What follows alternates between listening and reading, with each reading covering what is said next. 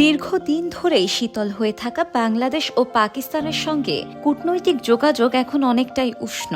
17 April দ্বিপাক্ষিক বৈঠকটিও ছিল উষ্ণতম সম্পর্কের আরেকটি মাইলস্টোন। বাংলাদেশ পাকিস্তানের সুখকর এ সম্পর্কের মাধ্যমে নানা জটিলতার অবসান দেখছেন বিশেষজ্ঞরা। তারা মনে করছেন এখনই উত্তম সময় বাংলাদেশের কাছে পাকিস্তানের আনুষ্ঠানিকভাবে ক্ষমা চাওয়ার।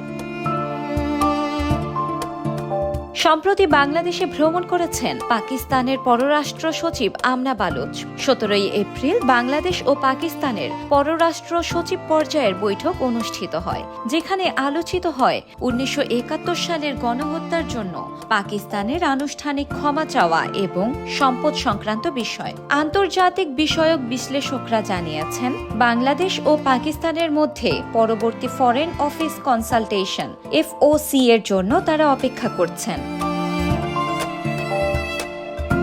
সাবেক রাষ্ট্রদূত ও বৈদেশিক সম্পর্ক বিশেষজ্ঞ হুমায়ুন কবির বলেন, যদি ক্ষমা চাওয়ার মাধ্যমে একটি পুরনো ক্ষত দূর হতে পারে, তাহলে ঢাকার সঙ্গে সম্পর্ক উন্নত করার জন্য ইসলামাবাদের তাতে কোনো আপত্তি থাকা উচিত নয়। এখনই ক্ষমা চাওয়ার উপযুক্ত সময় বলে মনে করেন তিনি।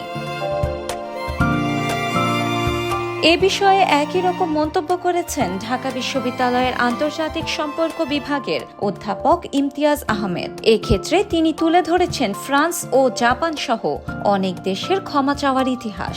তার মতে, দুই দেশের মধ্যে আলোচিত সমস্যাগুলো সমাধান হলে সম্পর্ক আরও দ্রুত গতি পেতে পারে।